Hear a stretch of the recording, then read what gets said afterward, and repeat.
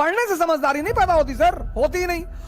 बोले यहां एक जुल्हा रहता है कबीर, तुम उसको हरा के दिखाओ। गवर्नमेंट ऑफ इंडिया पहली रैंक है आईएएस में। अरे बोले सब सर्टिफिकेट किसी और को दिखाओ, चलो हटो।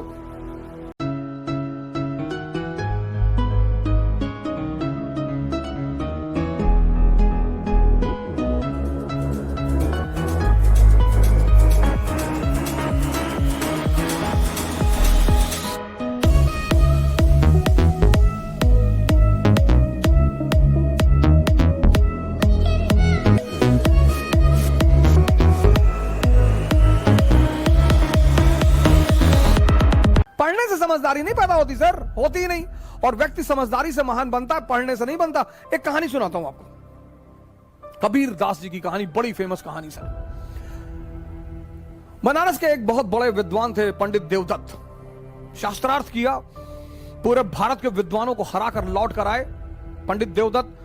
तो जब लौट कर आए तो उन्होंने अपनी मां से कहा कि देखो प्रॉपर आईएएस फर्स्ट रैंक। उनकी मां ने कहा हम ना मानते। बोली क्यों? ये सर्टिफिकेट गवर्नमेंट ऑफ इंडिया पहली रैंक है आईएएस में। अरे बोले सब सर्टिफिकेट किसी और को दिखाओ, चलो हटो। तो उन्होंने कहा कि क्यों? बोले यहां एक जुल्हा रहता है कबीर, तुम उसको हरा के दिखाओ। बोले कबीर? हाँ बोले जुल्हा रहता वहीं आगे कहीं सड़क के उस पार रहता है कबीर, तो उसको हरा के दिखाओ।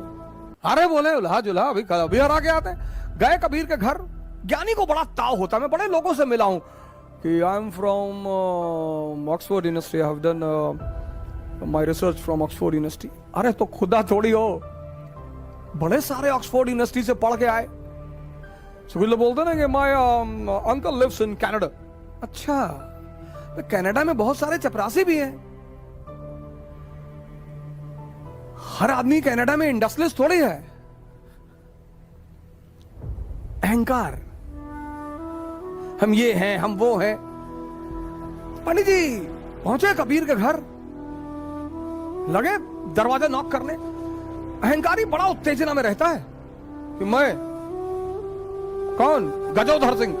अरे गजोधर सिंह, लगे दरवाजा पीटने। तो उनकी बेटी निकली कमाली, बोली जी बताएं कबीर कहां है? बोली वो तो बाजार गए चद्दर बेचने के लिए। बोले चद्दर बेचता है? हाँ। बोले बुलाओ उसको। बोले वो शाम को आएंगे। अरे बोले शाम को नहीं, मैं इतना टाइम नहीं मेरा, बुलाओ। बोलो पंडित देवदत्त आए। अरे बोली वो अब कहां जाए बुलाने, वो कहीं बेच रहे होंगे, अब शाम को आएंगे, आप आइएगा शाम। प्रोटोकॉल प्रॉपर आईएएस, बुलाओ अपने बाप। वो बेटी बेचारी भागते हुई बाजार गई। बोले कोई भौकाली आए हैं और बड़े फैल रहे हैं, बहुत चौड़ा हो रहे हैं। बोले क्या नाम है? बोले कोई बता रहे हैं कि प्रॉपर आईएएस है, फर्स्ट रैंक है आईएएस में, वो पंडित देवदत्त नाम है। कबीर ने कहा अच्छा तो बैठाओ, पानी वानी पिलाओ। बोले बैठ ही नहीं रहे, और पानी पीना तो दूर, आग उगल रहे हैं, वो एकदम मशीन गन बने हुए हैं। कबीर ने कहा अच्छा चलो। तो कबीर आए तो पंडित जी मिले। उन्होंने पंडित जी को प्रणाम किया कि पंडित जी नमस्कार, शिष्टाचार है। हाँ ठीक है। तुम्हारा नाम कबीर है? बोले जी। हाँ। बोले हम तुमसे शास्त्रार्थ करने आए हैं। बोले हमसे? हाँ। बोले मैं फर्स्ट रैंक है मेरा आईएएस में, मेरा नाम सो एंड सो है और ये मेरी अपॉइंटमेंट लेटर है। अरे बोले आप इतने महान आदमी और आपको इतना कॉमन सेंस नहीं पैदा हुआ कि हमारे पास शिक्षा का अधिकार ही नहीं है। हम तो नीच जात के आदमी, जुल्हा, हम तो पढ़े ही नहीं। अनपढ़ से कैसे शास्त्रकार करोगे सरकार? बुद्धि मर गई आपकी। तो देवदत्त को लगा कि हाँ यार बात तो सही कह रहा है, ये तो पढ़ा लिखा है ही नहीं, इससे मैं बहस कैसे करूंगा। तो देवदत्त ने कहा तो तुम हारी मानते हो? बोले सरकार हम तो पहले से हारे। देवदत्त लौट के आया, बोला यार किसके यहां भेज दी थी मरा हुआ आदमी? हम जाके बताए हम गजोधर सिंह। लगा कांपने ऐसे ऐसे करके, और पैर पकड़ लिया, रोने लगा, कहा भैया माफ कर दो। उसकी मां ने कहा मैं ना मानती, लिखा के लाओ। ऐसे तो ना मैं मानूंगी, लिखा के लाओ। लिखा के फिर आए पंडित जी, बोले लिख के दो। बोले पंडित जी आप कुछ प्रॉब्लम है आपको, जब मैं पढ़ा नहीं तो लिखूंगा कैसे? फिर इनको बड़ी बेइज्जती महसूस हुई कि हाँ यार पढ़ा तो है नहीं। तो पंडित उन्होंने कहा आप लिख लो जो आपको लिखना हो। तो उन्होंने लिखा एक कागज पे कि मैं कबीर पंडित देवदत्त से शास्त्रार्थ में हार गया। बोले इस पर दस्तखत कर दो। अरे बोले भैया दस्तखत ना हो पाए अंगूठा लगा देते हैं। बोले हाँ लगाओ लगाओ, जो भी लगा लगाओ, अंगूठा लगाओ। तो लगा के अंगूठा वो लेकर आए और कागज दिया अपनी मां को, कहा ये देखो अब मानती हो। तो मां ने कागज पढ़ा तो उसमें लिखा था कि मैं पंडित देवदत्त कबीर से शास्त्रार्थ में हार गया। तो मां हंसने लगी, बोली मुझे तो पता था कि तू हार जाएगा। पंडित जी बड़े सख्ते में आ गए, बोले अरे तो प्रिंटिंग मिस्टेक हो गया, फिर भाग के आए। तो कबीर ने कहा यार एक काम करो 10-12 पेज में लिख लो, हम सब में अंगूठा लगा दे, बार बार आके परेशान ना करो, उनको चद्दर बेचने होता, खाने का टाइम है यार। तो पंडित जी 2-4 कागज में लिख लिए कि हम लिख के अंगूठा लगवा लिए। तो जितने कागज में लिखे ला के अपनी मां को दिए कि साहब ये है। उन हर कागज में लिखा हुआ था मैं पंडित देवदत्त कबीर से शास्त्रार्थ में हार गया। मामला बड़ा गंभीर हो गया, राजा के पास पहुंचा। सुल्तान दिल्ली सुल्तान के पास मसला पहुंचा कि देवदत्त ने कहा कि पंडित सरकार ये तो बड़ा जो है बेईमान आदमी है, ये कुछ तंत्र विद्या जानता है सरकार, मैं लिखता कुछ हूं लिख कुछ और जाता है, मेरे सामने लिखो। तो पंडित जी ने लिखना शुरू किया कि मैं पंडित देवदत्त कबीर से हार गया। तो सुल्तान ने एक मारा तमाचा खींचा, खुद ही गलत लिख रहे हो। तो उसकी मां हंसने लगी, बोली तू कब समझेगा, तेरा अहंकार तेरी आंखों पर पर्दा डाल चुका है। ये होती है समझदारी। राजशाही जो है ना, राजशाही वो शिक्षा का खेल नहीं है।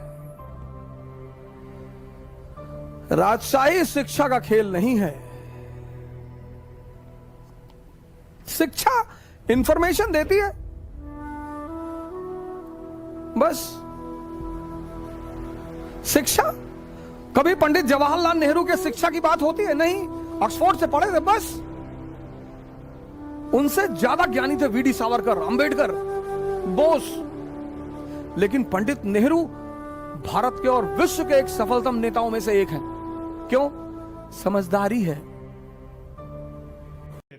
देखिए जिंदगी में आपसे भी कुछ गलतियां होंगी, और गलती किससे होती है? जो काम करता है, मेहनत करने वालों से ही तो गलतियां होती है। निकम्मों की तो पूरी जिंदगी निकल जाती है दूसरों में कमी ढूंढते ढूंढते। देखिए सफलता और असफलता में थोड़ा सा अंतर है। सफलता आपका परिचय दुनिया के सामने कराएगी और असफलता दुनिया का परिचय आपसे करा देगी। इसलिए सफल जरूर होइए। देखिए 97% लोग जो है ना वो थक के किसी काम को छोड़ देते हैं और जिंदगी भर उन 3% लोगों के लिए काम करने लगते हैं जो कभी भी हार नहीं मानते। मेहनत बता देता है कि परिणाम कैसे मिलेगा, वरना परिणाम तो बताता ही है कि आपका मेहनत कैसा था।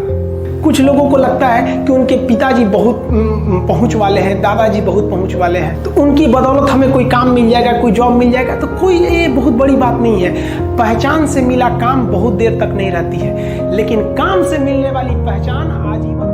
और यार अगर आपको दिल लगाना ही है तो किताबों से लगाओ ना यार, बेवफा भी निकलेगी तो मुकद्दर बना के जाएगी।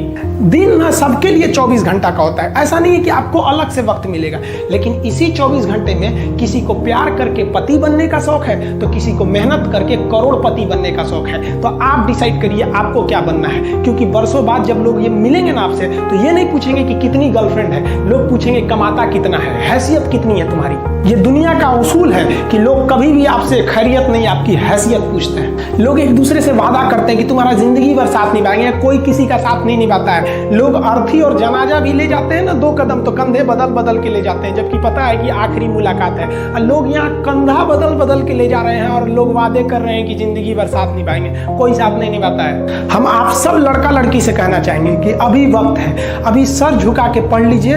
वादा है आपसे कि जिला में सबसे ऊंचा सर आपका होगा, लेकिन अगर अभी आप सोचिएगा आराम करने के लिए, पूरी जिंदगी आपको तकलीफ उठानी पड़ेगी। अगर आज आप किताबों के दीवाने हो गए ना तो कल दुनिया आपकी दीवानी हो जाएगी।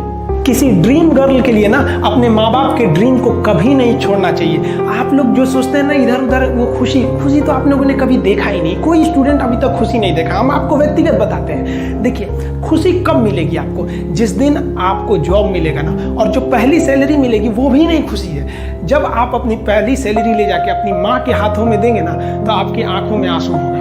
आप याद करेंगे कि जिस माँ की उंगलियों को पकड़कर हमने चलना सीखा, आज उसको हमने अपनी पहली कमाई दिया है। और जब कमाने लगेंगे ना, तब समझ में आएगा कि लाखों रुपए की अहमियत कुछ नहीं है वो 1 रुपए के आगे जब माँ स्कूल जाते वक्त दिया करती थी। और गौर से देखा करो अपने माँ बाप के आंखों में, ये वो आईने होते हैं जिसमें बच्चे कभी बूढ़े नहीं होते।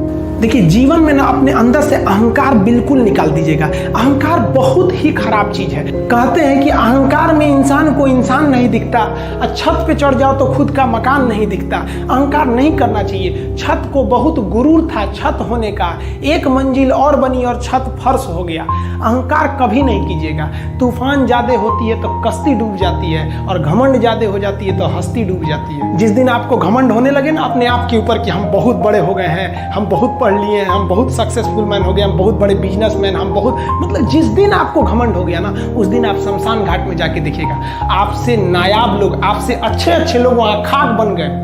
दुनिया में ना किसी से जलन नहीं रखनी चाहिए। देखिए, माचिस जो होता है ना दूसरे को जला देता है, लेकिन कभी माचिस को देखें वो खुद को भी जला लेता है। अतः अगर आप दूसरे की बुराई करेंगे, दूसरे के पीछे रहेंगे ना, तो इसमें आपका लॉस होगा। और अगर आपकी कोई बुराई कर रहा है ना, तो आपको खुश होना चाहिए कि आप आगे बढ़ रहे हैं। बुराई उसी का लोग करते हैं जो आगे बढ़ रहा होता है। जो पहले गिरा हुआ है उसकी लोग क्या बुराई करेंगे। और जब भी आपकी कोई बुराई करे तो आप उसे सहज स्वीकार करें, और आप उसे प्रूव मत कीजिए कि हम ये नहीं हैं। हम लोग गलती क्या करते हैं स्टूडेंट लोग, कि प्रूव करने लगते हैं। नहीं, आपको अपने आप को इम्प्रूव करना है। अगर कोई गलती हो गई है, आपको कोई बुराई कर रहा है, तो आप उसको सहज स्वीकार कीजिए। जिस दिन आपके अंदर अपनी बुराई सुनने की क्षमता आ गई, यकीन मानिए आप सफलता के दहलीज पे अपनी पहली कदम रख दिए उसी दिन। लोहा जो होता है ना, उसे कोई नहीं तोड़ सकता है, लेकिन उसी लोहे के अंदर का जो जंग लग जाता है ना, धीरे धीरे दीमक की तरह उस लोहे को खदड़ते जाता है। इसलिए अपने अंदर अहंकार को मत लाने दीजिएगा। लोग कहते हैं ना कि अहंकार बुरा है। जीवन में हम जो अनुभव किए हैं, अहंकार से भी खराब चीज होता है गुस्सा। देखिए, अहंकार उत्पन्न ही नहीं होगा जब तक आपको गुस्सा नहीं आए। आप ऐसे नॉर्मल बैठे हैं और आप किसी से कहिएगा कि तुम्हारी क्या औकात है, जब तक आपको गुस्सा ना आए। तो अहंकार एक पेड़ है और गुस्सा उस पेड़ का जड़ है। इसलिए गुस्सा जिस दिन आया उस दिन आप बर्बाद हो जाएंगे। किसी भी व्यक्ति को बर्बाद कराने के लिए सबसे जरूरी है गुस्सा दिलाना। आपको पता है, लोहार जो होता है, लोहार वो जानता है कि लोहे को हम ऐसे नहीं मोड़ सकते हैं, बहुत ही शक्तिशाली है। इसलिए लोहार ना इस लोहे को ना आग में डाल के इसे गुस्सा दिलाता है। जब ये गुस्से से लाल हो जाता है ना, तो जहां गुस्सा आया आप अपनी ताकत खो देते हैं। और ये लोहा अपनी ताकत खो देता है, और एक मामूली हथौड़े के चोट से लोहा मुड़ जाता है। तो जिस दिन आपको गुस्सा आ गया, समझ जाइए कि आप अपनी ताकत खो रहे हैं। जब हम जन्म लेते हैं तो जन्म से ही हमारी जीभ रहती है, और मरने तक हमारे साथ जीभ रहती है, क्योंकि वो बहुत ही नरम रहती है। उसे गुस्सा वो बहुत हार्ड नहीं होती है। लेकिन जन्म लेने के बाद दांत आता है, और दांत काफी कड़ा होता है, और मरने से पहले ही दांत चला जाता है। यानी अगर आप नरम रहेंगे तो काफी लंबे समय तक रहेंगे, और जहां हार्ड होंगे आप वहीं आपका पतन चालू हो जाएगा। इंसान 3 साल में बोलना सीख जाता है, लेकिन उसे क्या बोलना है ये सीखने में उसे पूरी जीवन लग जाती है। शब्दों का इस्तेमाल बड़ा सोच समझ के कीजिएगा। ये आपके माँ बाप के दिए गए परवरिश का एक सबूत होता है। अतः आप अगर किसी से अपशब्द बात करते हैं तो सभ्य व्यक्ति आपको नहीं कोसेगा, बल्कि आपके माँ बाप को कहेगा कि इसे संस्कार नहीं सिखाया।